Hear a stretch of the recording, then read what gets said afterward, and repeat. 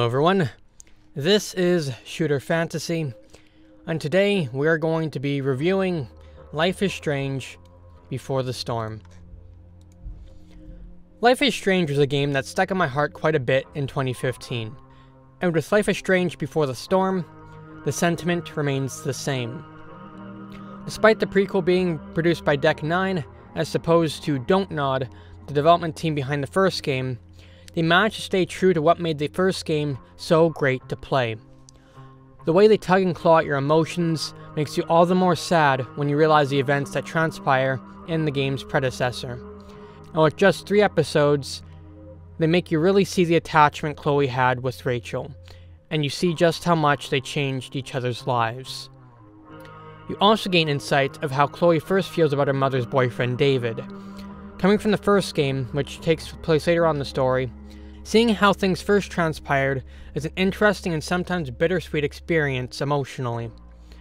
Playing Life is Strange Before the Storm before the first game might be an interesting experience as well, if you've never taken a step into this series before. The series as a whole deals with pain, loss, the awkwardness and growing pains of being a teenager, the happy moments, and a whole slew of other situations.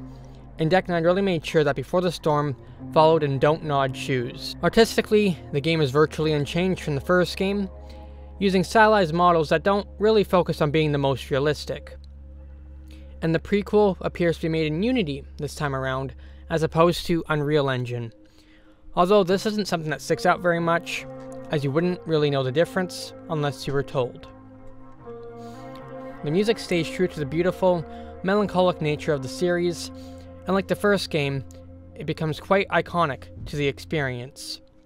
I would probably buy the music on iTunes so I could listen to it, but it might cause me to break into tears, knowing the moments each track has been associated with.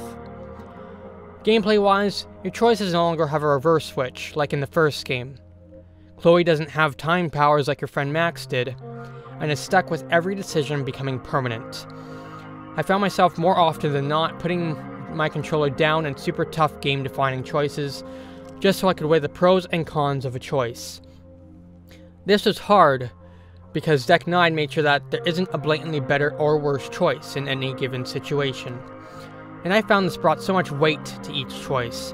Unlike the first game where you can make a choice, see the reaction, and reverse it, Before the Storm makes your decision absolutely permanent, and you have to live with that.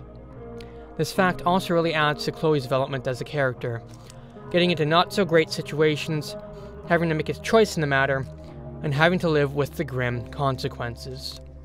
They've also added a backtalk mechanic, where you can try to insult or smart-talk your way out of a situation. You have to dissect the phrases from the person you're talking to, and pick an appropriate choice to attack the wording, in hopes you can beat them in a game of word chess.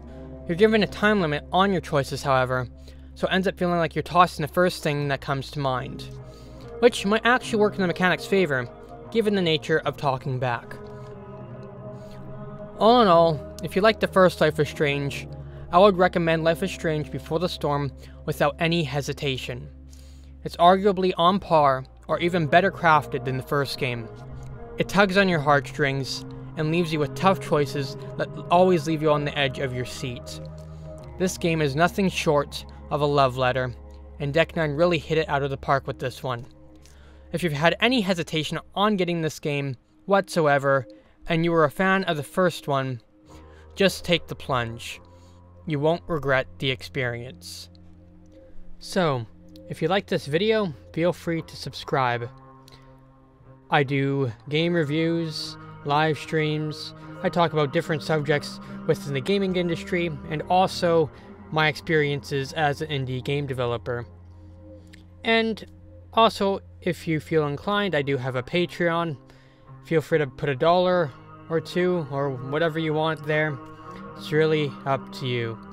And with that all said, I'll see you guys next video or live stream, whichever comes first.